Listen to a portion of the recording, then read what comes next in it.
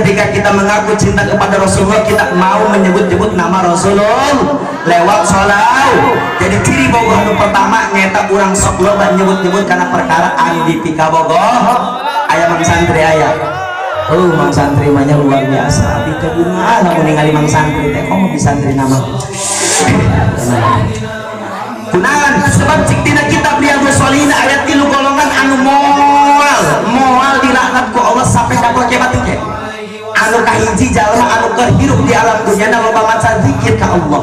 Subhanallah, Allahu Akbar, Alhamdulillah, Masya Allah, la haula wala quwata. Eta lamun keur dihirup di alam dunya urang loba maca zikir ka Allah, maka sampai ka poe kiamat teh urang moal dilaknat ku Allah Subhanahu wa taala. Anu kadua, golongan jalma anu moal dilaknat ku Allah, anu kadua nyaeta kayani para kiai tuh, guru-guru urang ya.